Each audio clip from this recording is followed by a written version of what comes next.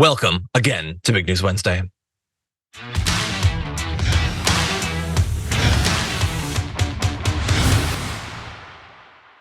It is indeed Big News Wednesday, but it is not Big JR Wednesday. JR is out for the week, but Sharon Reed is here. Host, contributor, amongst many other things. Sharon, it is always great to get a chance to talk politics with you. Thank you for joining us for Big News Wednesday. I hope I can fill JR's shoes. Just a little bit. I think you'll be just fine. I think you're going to do just fine.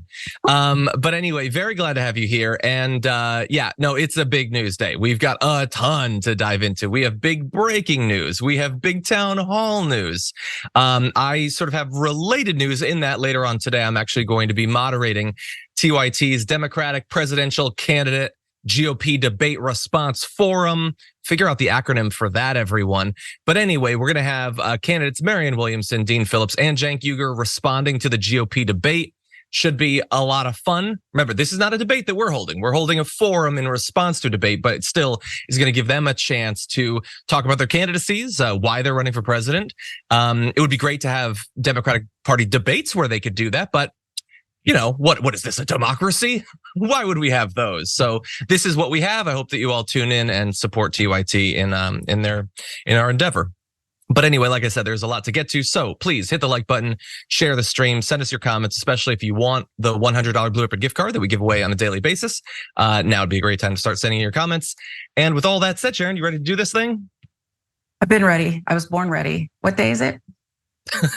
Whatever day it is, you seem ready to go. So let's jump into it. As Kevin McCarthy is weirdly fond of saying, it's not how you start, it's how you finish. Well, he's finished. And the way that he finished is he is fleeing Congress in the middle of a congressional session, not even finishing out his term, which I always think is a very classy move.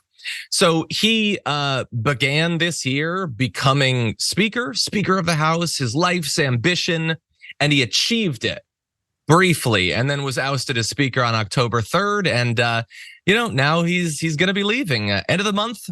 That's going to be it. And we'll talk a little bit about where that district goes from here. But you're probably wondering, where does he go from here?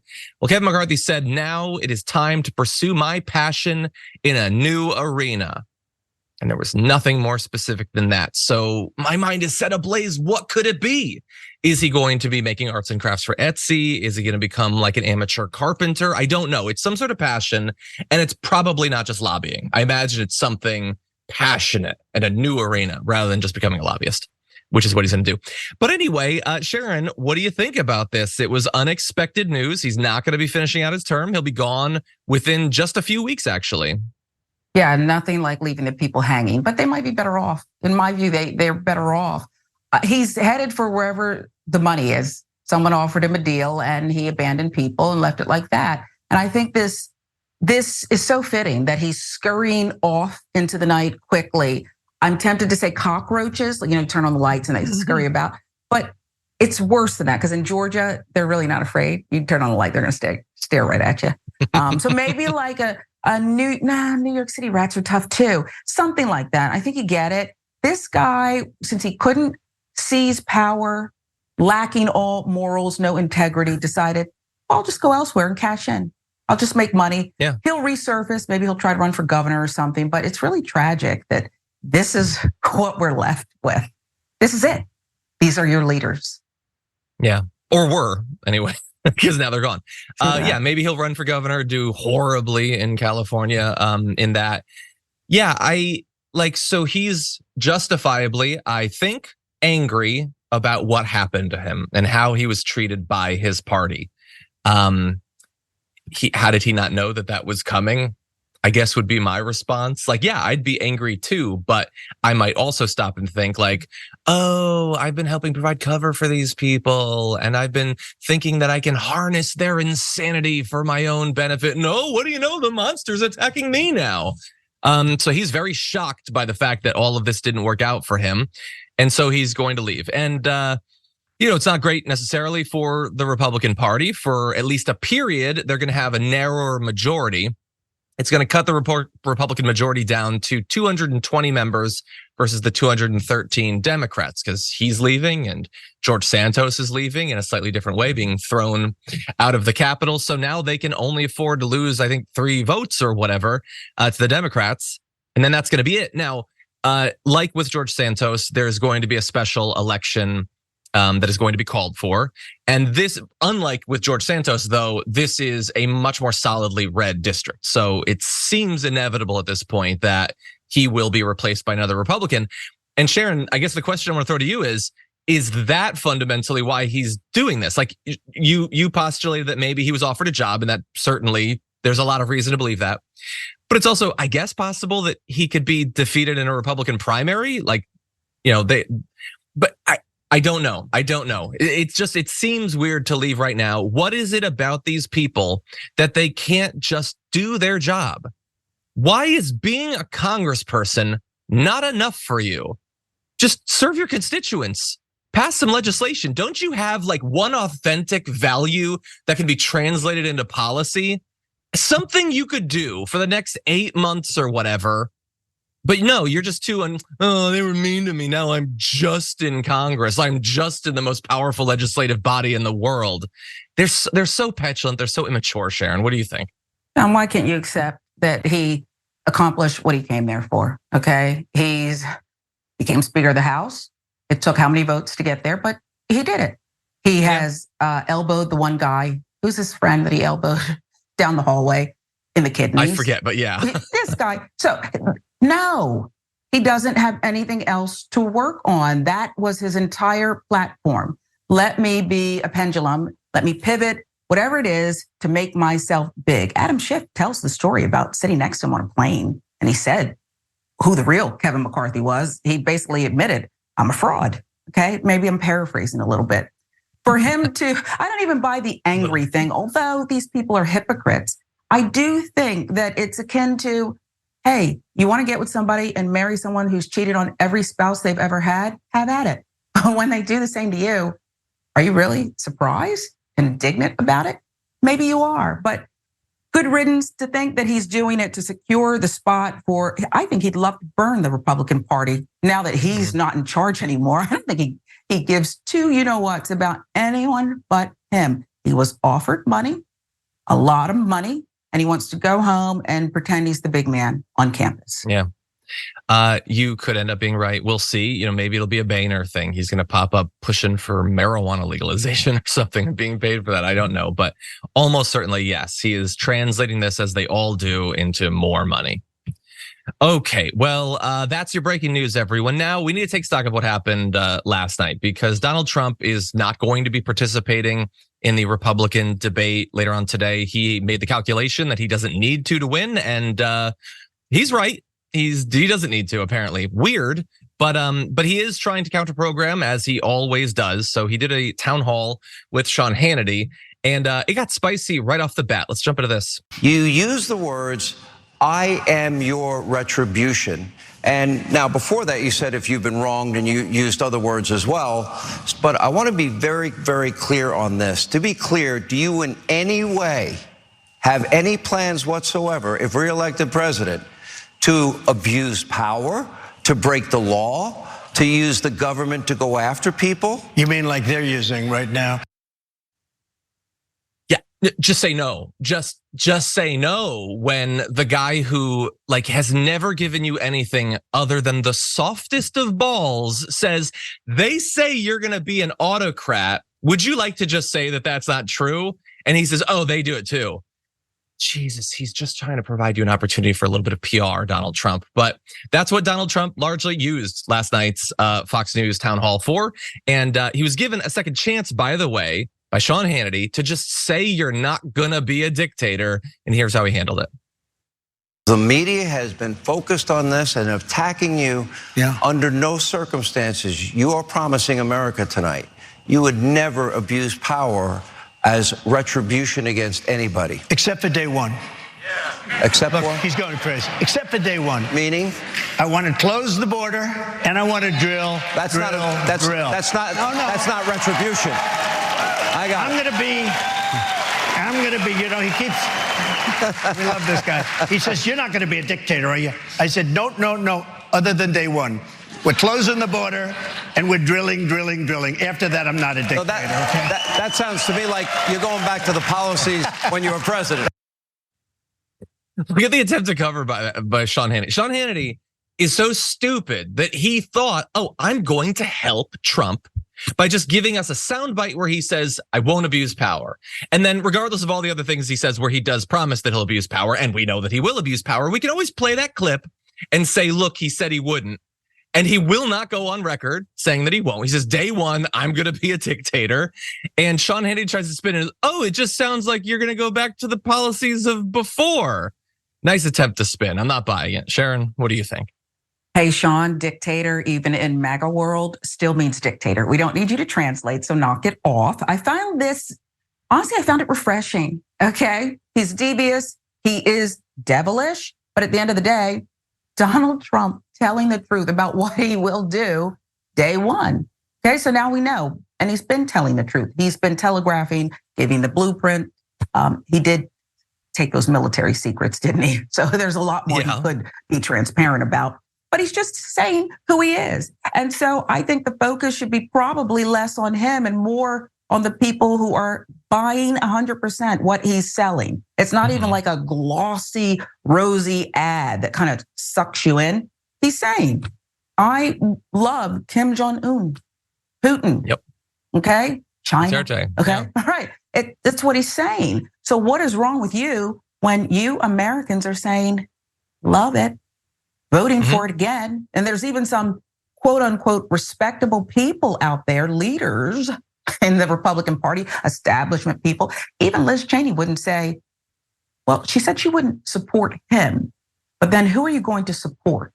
Okay. How are we going to get this done to kind of keep Donald Trump from becoming America's dictator? I don't know. Yeah, I'm glad that you mentioned that, because that's the part that I do want to focus on. Like what he said in that clip is worrying, to put it lightly. But I think the response by the crowd arguably is bad. I'm not gonna be a dictator except on day one. Yeah, I said it. Yeah, that's the response. They know they're being filmed, but it's not surprising. It's horrible, but not surprising. The surprising thing is that more of them don't say it more enthusiastically, because what is the possible cost? As a Republican candidate, they know who their base is. I know we're not supposed to make any sort of broad brush statements about the right or whatever, but they sure love demonstrating that they have no interest in democracy, no interest in protections for, the political minority or whatever. They want a guy who's gonna go in there, set fire to the Constitution, and do whatever racist, xenophobic, homophobic stuff they've been fantasizing about. They could not be clearer about that.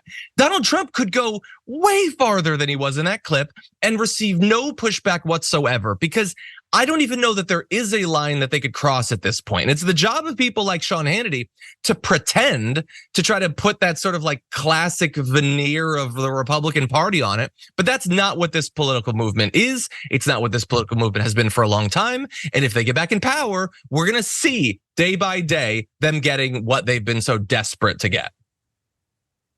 Yeah, I mean, I think you're exactly right. And at the end of the day, I guess you get what you pay for, okay? These are the same people who, if they really look at the first term of Donald Trump, how much they were harmed.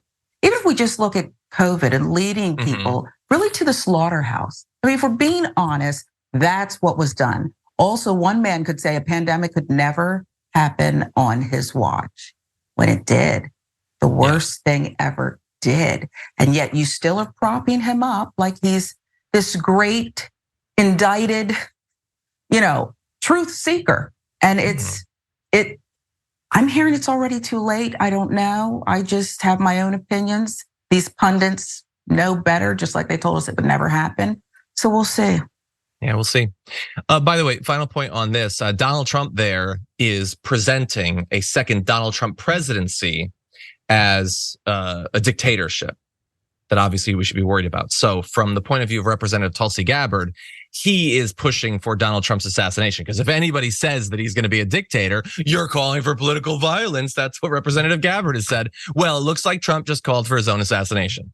We live in such a stupid country.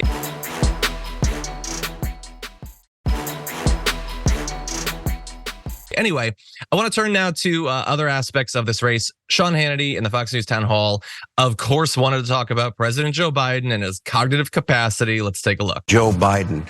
And of course, he is struggling cognitively. Do you think in 11 months he will be their candidate? I personally don't think he makes it. Okay, I haven't said that. I'm saving it for this big town hall. I personally don't think he makes it.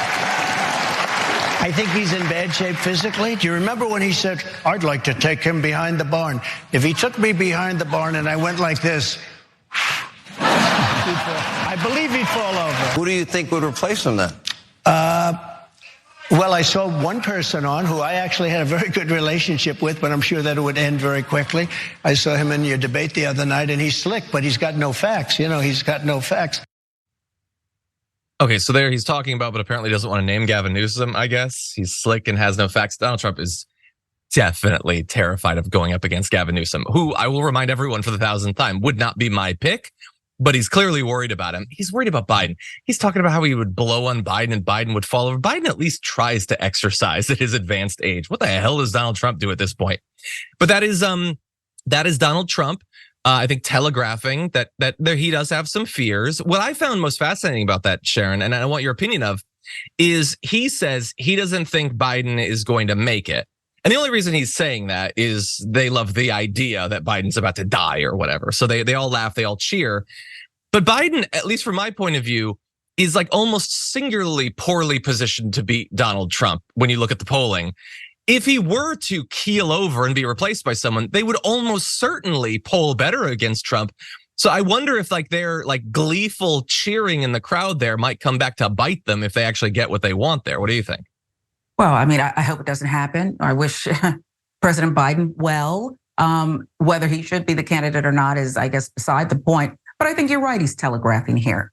And I hope that the Biden administration, the campaign doesn't buy into it too much, because you're right. Donald Trump doesn't want to take on Biden. And if something were to happen, you're right again. What if it's, I don't know, Josh Shapiro, Pennsylvania, who steps into the race, okay? I think Donald Trump wants Kamala Harris to trip Joe Biden, okay? Put him in a nursing home or something. And then, she'd become the candidate. He wants to sow division here. And I think instead of, focusing on the race at hand, which by the way, he's leading in the polls too, somehow this is the preferred sport. It is. Yeah, 100%. And again, that interaction was just about the fantasy of Joe Biden dying. That's all it is. Because again, they love the idea that the other guy is going to die. I don't know if we ended up doing it on the show, actually. I talked about it in our production meeting, but so I think it was Insider had an article about what if Donald Trump died before the presidential race. And my reaction to that was, why is this a thing that you're speculating about? There's no reason to believe that he's about to die. It seems so unnecessary. But on the other side, it's not unnecessary. They love it. They delight in it. That's what they want. But anyway, it is very easy for Donald Trump and Sean Hannity to talk about the cognitive ability of President Biden, but they did have to at least pretend to address that Donald Trump is now regularly slurring his words and mixing up tons of different world figures. Here's what they had to say. And then I'll say, our real president is Barack Hussein Obama. They'll say, he doesn't know who the president is. He thinks it's Barack Hussein. No, I'm being sarcastic. Okay, so he's going back to that. I thought it was AI deepfakes, they said yesterday, that was doing all of that. So you're being sarcastic. Are you slurring for sarcasm? Can you not pronounce the United States for sarcasm? Are you okay? That's why you're mixing up Obama and Biden. Why are you mixing up Biden and George W. Bush? Why are you mixing up the leaders of China and North Korea? Is this like deep cut sarcasm that's just over my head or something that you seem to mix up everyone? Why are you? It's such an obvious shallow cover. But he's on that town hall with Sean Hannity, and Sean Hannity is not going to push back. He's not going to ask a serious question, because if he did, he would lose future opportunities with interviewing Donald Trump. It's never going to happen. Sharon, what are your thoughts? Do they even have a fact checker? You remember how you would have these little town halls, and then on the screen, some of the cable channels would, quickly do, like they had a bunch of people in a room and they fact check it. That's not true. This didn't happen, whatever. They don't have anything like that. This is a show. It's theater. I don't know if it would make the cut if I'm watching Netflix or Max. What's that, HBO Max? I don't know if I want to watch it. If I ran out of everything else and I binged on everything else, I might. But this is really boring stuff. And you forgot about Turkey, remember? Messed up that leader too. That's true. It's pathetic. It's bananas. And can you imagine if Donald Trump was in the White House now, or was in the White House October 7th, okay? And having to handle this international crisis and work with leaders and allies, disaster, absolute disaster. Yeah, it would be a horror show that unfortunately a significant chunk of the American public would delight in, probably. No, you're right. So prepare yourself for that, because it's entirely possible that this conflict will still be going on following the 2024 election. So maybe he'll get his chance to deliver some horrors for his base. Yeah, I'm glad that you pointed out that Turkey, was it sarcasm when you said that Joe Biden was going to get us into World War II? Is that what it is? Sleep. Doesn't make any sense. Seriously, get some sleep, get some therapy, eat a vegetable, Donald Trump.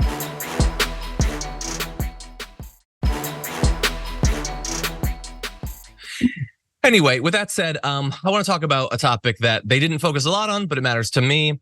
Here is the Fox News town hall, Sean Hannity and Donald Trump talking about climate change. You know, they don't call it global warming so much. Now they call it climate change because it wasn't working. Global warming wasn't working when it was cooling. So now they call it climate change. That takes care of everything. The only global warming we should be thinking about and worrying about, because it could happen tomorrow, is nuclear global warming. Why are we constantly burdened with the dumbest people in the world being given the most power and influence and prestige and fame and money? That is such a juvenile. That is if we evolved from apes, why are there still apes of discussing climate change? Like that, it's that of climate change denial. They used to call it global warming. Now they call it climate change. I love the use of they. Man, dim-witted people love they. You can get away with everything with they. Who's they? The scientists, the politicians, the activists, concerned citizens. Who is they? Yes, global warming was a term that was used and is still used constantly. And by the way, with good reason, because while climate change is a better all-encompassing description of what is happening, global warming is also happening. You can see national average temperatures going up in this chart. That is a big part of what is going on. That is not the only part, which is why some people, including some scientists, use the term climate change. Because yes, while some places will become hotter, some places winter will be colder, some places will become drier, some places will become more humid, wetter. So there is complexity to this, and scientists being capable of and willing to discuss and identify that complexity does not mean that there's flaws in their brains. Your lack of ability to follow that might indicate the same about you. So anyway, this is a guy, Sharon, who could very soon once again be in charge of America's response to climate change. We already know that if he gets in charge and he controls Congress, they're going to dial back or entirely remove the Inflation Reduction Act, the funding for, alternative fuels, renewable energy. That's going to be gone. It is going to be, as he says, drill baby drill, and damn our kids and grandkids. What do you think? I think he'll have several more train derailments to show up at, even though he's part of the reason that certain places have problems that will last for decades. A simpleton dumbing it down in just god-awful ways. I at least thought he was going to make a joke about cow flatulence, okay, or something like that. But he wouldn't even, that would be over his head as well. We are in a crisis. We don't remember when it was just a little while ago when the scientists told us we got about this much, we can still dial it back. We can dial it back and get this thing under control if we all cooperate. That wasn't that long ago. You want to elect Donald Trump again? It's done, okay? There'll be plenty of hot air to go around, not just that coming out of his mouth behind a building trying to knock Joe Biden over. Yeah. And I don't we're going to move on, but I just don't. I know for the regular conservatives, they have been the target of a multi-decade, multi-billion-dollar propaganda campaign to make them incapable of thinking critically about virtually anything, and to question anyone who has studied, anyone who has expertise. Like, they have been taught to not trust scientists, academics, doctors, the CDC, all of that. So I get why it is difficult for them to follow what is going on, particularly because the media doesn't do a good job, or often any job, of actually talking about climate change. But Donald Trump, he knows exactly what is going on. And and so many of the other elected Republicans and those in media do. Like, now, as a parent, the idea that you would doom them and their children, because many of these are older, generally guys, they have grandkids, to just give them the middle finger and be like, yeah, have fun with the world that we're giving you. Have fun with Earth in 2060. I do not understand the at least callous neglect or outright hostility towards your own descendants. I will never understand that. I won't understand falling asleep for, you said, the better part of 2 decades. You're not curious at all? Okay, so we all are subject to propaganda, but you're not even a little bit curious to just kind of just peek under the hood, maybe ask a few questions? That's sick. That's dead. It's like The Walking Dead. Yeah. People in Texas are devastated every summer by heat that kills tons of people, and then devastated in the intense winters. And granted, for Texas, that's not just a climate change thing. That's also their absolutely ridiculous energy policy. But yeah, the cycles of suffering. Like, now, every summer, like, people are just going to become, like, I guess, inured to the fact that you fall over, you hit the pavement, you get 2nd-degree burns. It's not like there aren't reminders. We used to say, like, oh God, like, people won't know until it's too late, 2075. No, right now, we know how bad it is. But you have people like Donald Trump trying to get people to lock in their own apocalypse so that some of the richest people in the world can get more pointless wealth that will have no effect on their life. Anyway, that's a town hall. We got a lot more to turn to on the other side of this break.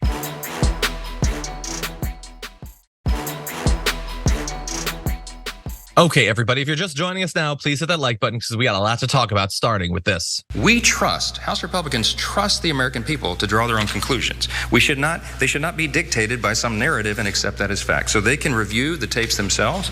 We're going through a methodical process of releasing them as quickly as we can. As you know, we have to blur some of the faces of persons who participated in the events of that day, because we don't want them to be retaliated against and to be charged by the DOJ and to have other concerns and problems. Yeah, he's just saying it. Speaker of the House, Mike Johnson, we are going to try to protect from legal consequences those who tried to overturn the election, those who participated in a coup, who are on film committing crimes. We don't want there to be retaliation. That's terrible, and there was a lot of pushback against that. And I want you to understand, he is not saying we have footage of people who are just there and aren't doing anything, and we don't want them to face social, familial retaliation.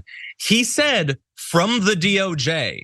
And the only way you would suffer consequences from the DOJ is if there is evidence in the video of you committing a crime. He was very specific.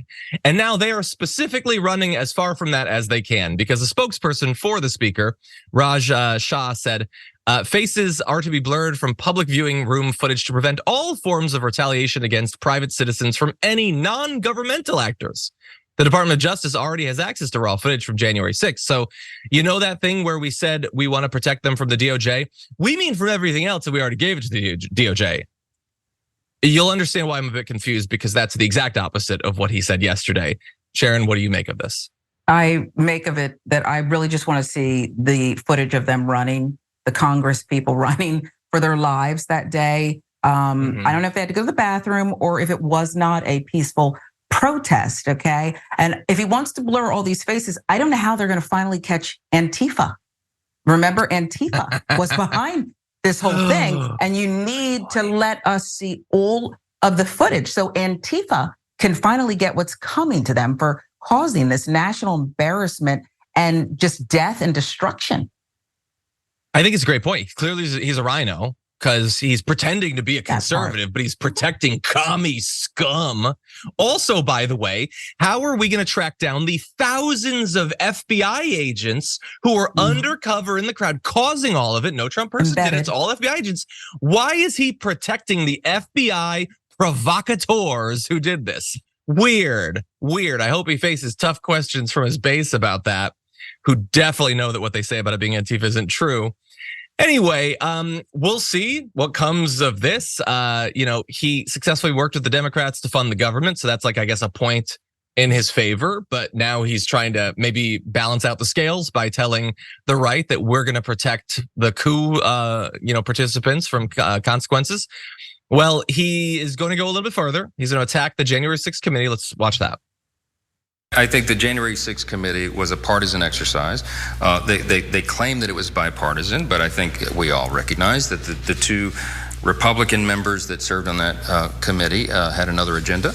I think that what we got was a biased report. I think they hid some of the important evidence. And look, we want the American people to draw their own conclusions. I don't think partisan elected officials in Washington should present a narrative and expect that it should be seen as the ultimate truth on it when we know that they hid certain elements. You're blurring faces and you're worried about hiding certain elements. That seems a little weird to me. Pointless fact check here. And I only mention this because I know that Sharon likes fact checks. They tried to have more Republicans on the January 6th committee. They tried to have it be equal and you guys refused to allow that. And we knew then why they were refusing it so that they could say what they're saying now. They can say it was biased, even though, again, it was in fact bipartisan regardless. That's their easy get out of jail free card, I suppose, for it. But anyway, it just, my gut is to say, how could this possibly work? We know what happened on January 6th. No amount of footage selectively shot from early on from one camera that shows some people who aren't beating a cop to death is going to cancel out those who were using Trump flags to bludgeon the life from law enforcement, who were breaking through windows, breaking down doors, chanting that they wanted to hang people, like chasing after people through the halls. All of that exists no matter how much footage you think you have from 40,000 hours of footage that doesn't include that. And yet I also know that it will work. It doesn't matter because the vast majority of them didn't see any of that. They were protected, coddled. They were swaddled by Fox News and guarded against reality. And it'll be easier to convince them of this than, remember, there's so many people that coming out of over 1 million dead from COVID just in the US think that the vaccine was the thing that killed everybody. Like, we are an incredibly dumb country. We are a propagandized to and enthusiastic consumer of propaganda type of political culture. That's what we are. We want to be manipulated. We want to be deceived so that we can feel warm and fuzzy.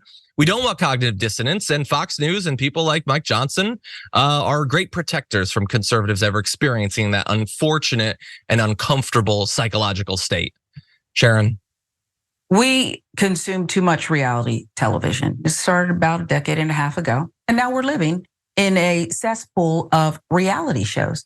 This is like that new one that they have going. Obviously, I'm a consumer too, sorry, where they took all the worst villains and put them in a house from all the reality shows. That's what we're living like. When you played that clip, I somehow was like channeling that I'm a casting director and I am casting the part of Mike Johnson. And I almost wanted to tell them, go bigger, just a little bit, not too much, but just go a little bit bigger. This whole thing is a reality show, as was that fake attempt to even out the January 6th committee and put the wrestling coach on it, okay?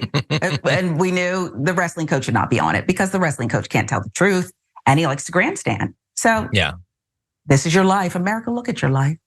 Yeah, a guy who refused to protect, college athletes can probably not be trusted to protect American democracy would be my guess. Yeah, I agree. And I haven't watched House of Villains, but I am part of the problem. I do watch a little bit of Fixer Upper sometimes. So anyway, with that said, I want to turn to a related issue with Mike Johnson. Mike Johnson, like many Republicans, is trying to fundraise, desperate to raise money. And the GOP has been having a little bit of trouble this cycle in raising money. So he's going back to the well of demonizing the LGBTQ community. Here's an email he sent out titled, "Does America Need More God, Patriot?" God, that is, I don't know how you could fit more condescension into an email title with as few letters, but he goes on to say, "I'm uneasy, Patriot. This is Speaker Mike Johnson. I just had to send this email, or I had to have an intern generate this with ChatGPT and then send it. I've been thinking about the state of our country, and I cannot conclude anything other than America is hanging on by a thread. Our culture has fallen so far since the founding of our country, and it's just getting worse. I fear America may be beyond redemption." And goes on to say, here's why he thinks that we're about to slide into an abyss. "Just consider the frightening drop in church attendance over the past several decades. 1 in 4 high school students identifies as something other than straight. What are they being taught in school?" I'm going to guess acceptance, if I had to guess, but God is openly mocked in the public square, and you don't even want to see the filth that passes for popular culture these days. Let's face it, we live in a depraved culture. So as I said to my producers in the production meeting, yes, they do want to see what passes for popular culture. That's what makes it popular culture. People watching it because they want to watch it. But 1 in 4 high school students don't identify as straight. Thus, we are a decadent society that is about to slide into the 7th layer of hell because they're being taught something. And it can't just be like that it is acceptable to not be straight. That's not going to convince someone to switch their identity. They are being manipulated. That's what he's saying. They're being taught something by their gay teachers that makes them not straight. And so I want to ask Mike Johnson a question. What lesson plan would it take to make you not be straight? Since all it takes is a lesson in school. I don't know, Ben Shapiro. What would you need to be told by a teacher that would make you not straight for the rest of your life? Manipulated against your will into having a totally different gender identity or sexual orientation, because apparently it is that simple. It's so simple that the teachers can do it without ever once being caught on film or being audio recorded doing it. Must be a super fast little comment, an offhand comment that turns all of these kids gay.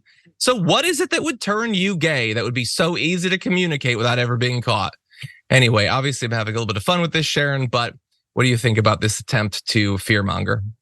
I think, first of all, you're on to something, and perhaps it's subliminal. I don't know how they're doing it, but you're right. By this thinking, every Republican has the potential to be gay, which I'm fine with. I'm absolutely fine with. Do you do whatever you want? Oh, that's right. They're saying that you don't even have a choice, that someone is waving some kind of magic wand and making you become something that you wouldn't normally be. If it's that simple, I wish someone could wave a wand and make me, I don't know, billionaire. I'd give it away and end up broke anyway. But this is just tomfoolery, as if there's not better things to do in this world. That explains all of the negativity, all of the bad things, and all of the children who are hurt, except for the kids who have nothing to eat because they cut the school programs, okay? Mm-hmm. It's just, this is what we're buying. It's that simple. Blame it on the teachers. And I want to help you, LGBTQ people. I need to help you. I know. I just make no sense. It makes no sense. So I can't make sense of it. Okay. I mean, if we're going to play this game, okay. So he's saying that frightening church attendance drop over the past several decades. Okay. Well, over the past several decades, we had 8 years of Reagan and 8 years of George W. Bush and 4 years of Trump. Oh my God, Republican presidents are turning people gay and driving them away from the church. Like, that's fun. You could just point out that a thing changes and then, link it to anything else that happened during that time. It's so stupid. He hates that he looks out there and sees that some people feel marginally more comfortable being who they really are. And that is just that just sticks in his craw, it boils in his gut, and he wants to drive so many people back into the shadows. Good luck with that. Okay, we're going to take our second break of the hour because we got another big story to jump into, this oversight committee hearing on trans athletes. We're going to break that down after this.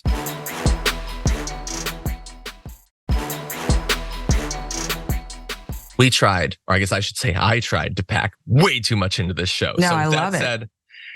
Let's jump into it. When lawmakers like this are so far out of touch with what women need, we see states pushing back, at least states that will allow you to push back. I'm from the state of Texas, and of course, they don't want you to ever have an opportunity to raise your voice in the state of Texas. In fact, Ms. Perry, I know your organization, the Heritage Foundation, loves Texas. Ooh, they love Texas. They always sending us some nonsense bills that somehow set this country on the wrong trajectory. They send them to Texas, they send them to Florida. Every deplorable state that we can think about, they usually coming out of y'all's think tank. That is Representative Jasmine Crockett pointing out that, yes, think tanks like, Heritage will go into these states, and that's where they will try to raise up these issues to pass them at the state level, eventually influence the federal government. Well, the issue there is that she referred to deplorable states, and Marjorie Greene was not having it, as you'll see in this clip.